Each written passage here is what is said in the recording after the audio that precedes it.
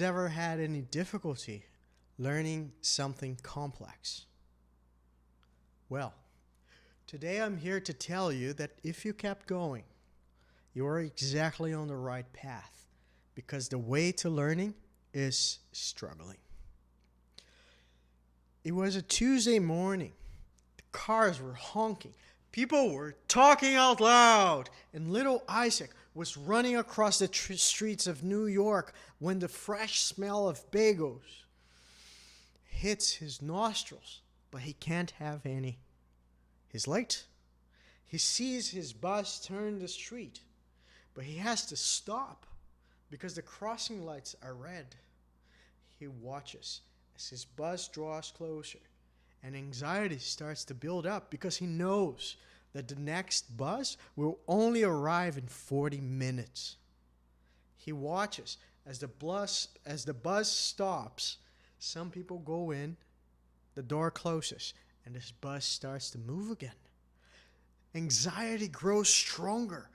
Isaac starts cursing in his mind already, when suddenly the lights turn green and the bus has to stop. Isaac crosses the street, knocks on the door. The driver opens it up.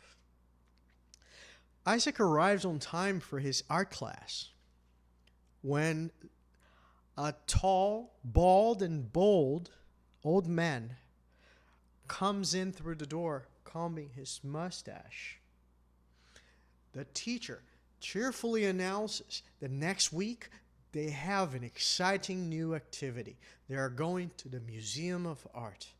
They are to practice recognizing paintings. The teacher gives each one of the students a deck of 60 cards, 20 cards from Monet, 20 cards of paintings from Van Gogh, and 20 cards of paintings from Picasso. They're all ordered together, but the names of the authors are only in the first card of the group. All the other ones are simply images. They are to study these so they can recognize the paintings when they go to the museum.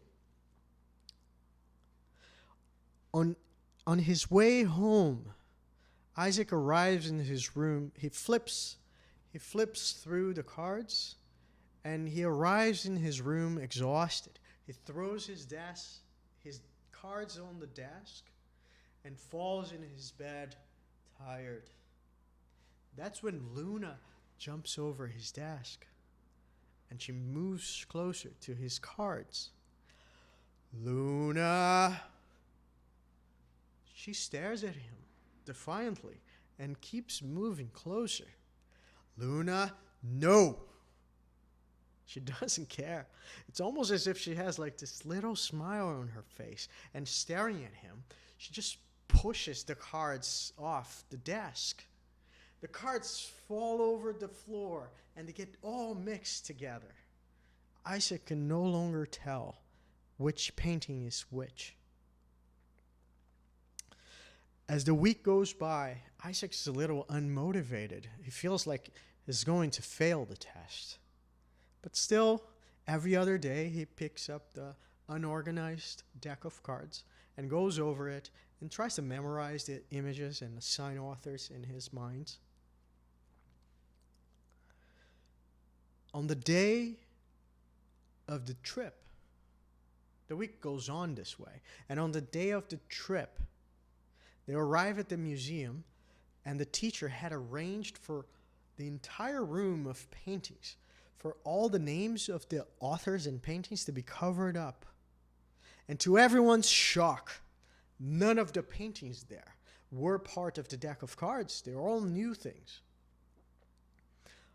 Everyone is slightly angry, but the task for the next hour was clear. They were to identify the authors of each one of the paintings.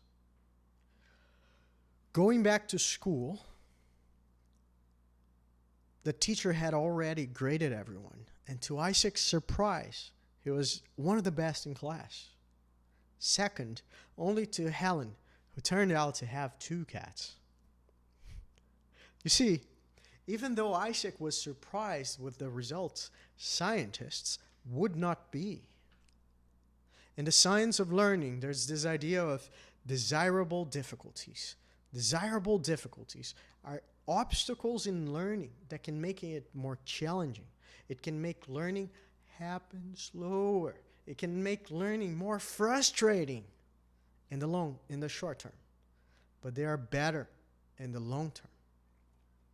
When the cards got mixed together, but Isaac kept practicing on and off and trying to assign authors in his mind, he was doing what is called the generation effect. The generation effect states that when we try to come up with our own answers to problems, even if they're wrong, that improves subsequent learning. And not only that, the mixed cards allowed Isaac to engage in what's known as mixed practice. Mixed practice is studying the same material under different contexts. That forces us to create generalized abstractions in our own minds. And with these abstractions, we are able to apply the knowledge that we have onto problems we've never seen before. These three desirable difficulties, the generation effect, interleaving, and spacing. Forgot to mention spacing. Spacing is what happened with Isaac when he was studying on and off with some space in between the practice sessions. That also creates a little bit of hardness in learning that improves it. There's three desirable difficulties: generation effect, interleaving, and spacing, all work together for Isaac's deeper learning. So to conclude, avoid mistaking current progress with learning. Remember that learning requires difficulties in order for deep knowledge to form, because the way to learning is struggling. Thank you.